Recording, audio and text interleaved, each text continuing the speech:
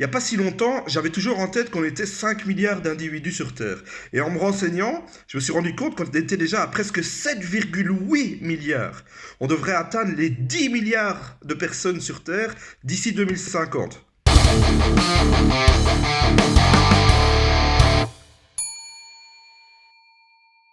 Et en faisant ces recherches, je suis tombé sur une étude qui montrait à quoi ressemblerait la Terre si elle était réduite à un village de 100 personnes. En gros, ça ressemblerait à ça. Donc sur les 100 personnes, il y aurait 50 hommes et 50 femmes. Donc déjà, qu'elles fassent plus chier avec l'égalité des sexes, elles sont autant que nous. Hein, qu'elles soient déjà contentes qu'on les laisse rentrer dans le village. Alors sur les 100, il y aurait 90 hétéros et 10 homos.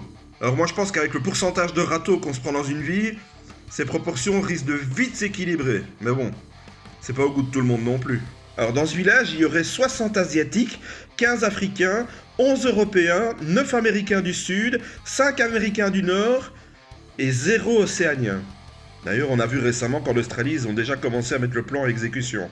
Alors toujours dans ce même village de 100 habitants, il y aurait 33 catholiques, 22 musulmans, mais 120 selon la police, 14 hindous, 7 bouddhistes, 12 non-croyants et 12 autres. Attendez, c'est quoi des autres? C'est pas des croyants, mais c'est pas des non-croyants non plus. C'est des gens, ils croient, mais juste le jeudi. Ils aiment bien ce jour-là, c'est presque le week-end, ça leur va. Alors aussi, 48 personnes sur 100 gagneraient moins de 2 dollars par jour.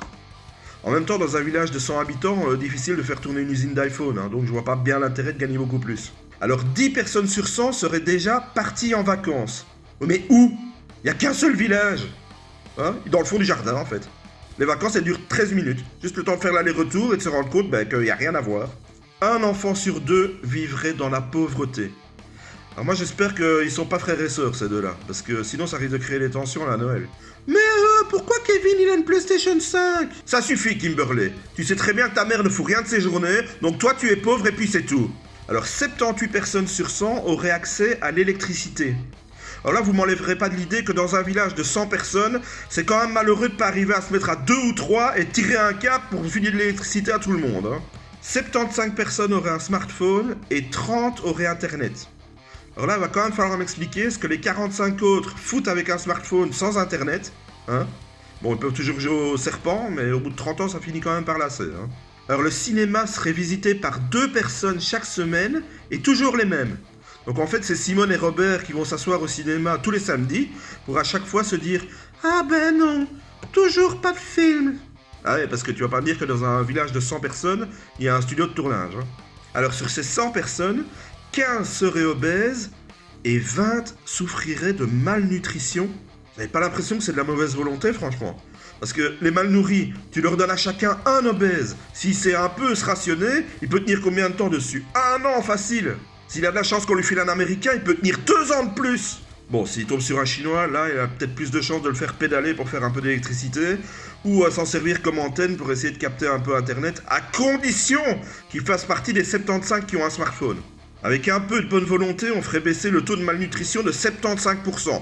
Mais non, il y en aura toujours pour dire « Ouais, mais moi je mange pas de viande, ça fait pas partie de mes convictions, blablabla. » Alors 65 personnes sauraient lire, écrire et compter, dont 40 hommes, et 25 personnes seraient en conflit armé, dont 18 femmes.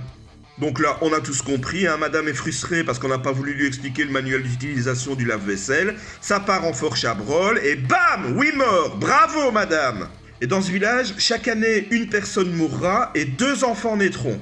Alors ok, mais on les met dans quelle catégorie ceux qui arrivent? Avec les Européens? On va pas accepter n'importe qui quand même. Avec les Africains? C'est pas un cadeau à faire à la naissance quand même. Ou avec les Chinois, mais ils sont déjà 60. Ou alors on nourrit une personne de plus. Et moi, il y a quand même des questions que je me pose par rapport à tous ces chiffres. Par exemple, combien de personnes sur 100 regarderaient Cyril Hanouna? C'est facile, hein. Tu prends toutes les personnes qui ont un smartphone et Internet. 30. Et à ça, tu soustrais toutes les personnes qui sont alphabétisées. 65. Moi, je pense que les audiences chuteraient méchamment pour touche pas à mon poste. En tout cas, ce qui est sûr, c'est que dans ce village, il y aurait probablement 99 connards et le chiffre ne fait que grandir. Allez, salut.